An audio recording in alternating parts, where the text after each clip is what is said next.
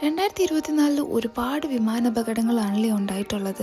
അതിലേറ്റവും കൂടുതൽ പേരുടെ ജീവനെടുത്തൊരു ക്രാഷായിരുന്നു ജെജു എയർലൈൻ ക്രാഷ്. നമുക്കതൊന്നൊരു ഡീറ്റെയിൽ ആയിട്ട് നോക്കാം. ഡിസംബർ 31 ജെജു എയർലൈൻ്റെ ബോയിങ് 737-800 വിമാനം 175 യാത്രക്കാരും 6 ക്രൂ മെമ്പേഴ്സുമായിട്ട് നമ്മളുടെ ബാങ്കോക്കിൽ നിന്നും മുവാൻ എയർപോർട്ടിൽ സൗത്ത് കൊറിയയിലേക്ക് തിരിച്ചത്. ലാൻഡിങ്ങിന് മിനിറ്റുകൾക്ക് മുമ്പ് കൺട്രോൾ ടവർ ഒരു ബേർഡ് സ്ട്രൈക്ക് വാർണിംഗ് ഇഷ്യൂ ചെയ്തിരുന്നു.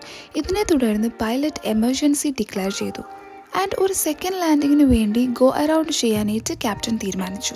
അൺഫോർച്ചുനേറ്റ്ലി ലാൻഡിങ്ങിൻ്റെ സമയത്ത് ലാൻഡിംഗ് ഗിയർ മാൽഫങ്ഷൻ ഉണ്ടാവുകയും ലാൻഡിംഗ് ഗിയർ ഡിപ്ലോയ് ആവാതിരിക്കുകയും ചെയ്തു. തുടർന്നാണ് ബെല്ലി ലാൻഡിംഗ് ചെയ്യേണ്ടത്. പക്ഷെ ലാൻഡിങ്ങിൻ്റെ സമയത്ത് വിമാനം റൺവേയിൽ നിന്ന് സ്കിഡായി അവിടെയുള്ളൊരു കോൺക്രീറ്റ് ബാരിയറിൽ കൊളൈഡ് ആവുകയും തുടർന്ന് അതൊരു ഫയർ ബോൾ ആയിട്ട് രൂപപ്പെടുകയാണ് ചെയ്തത്. രണ്ട് ക്യാബിൻ ക്രൂ മെമ്പേഴ്സ് മാത്രമാണ് ഈ ക്രാഷിൽ നിന്ന് രക്ഷപ്പെട്ടത്. And hope you like the video. Subscribe for more. By.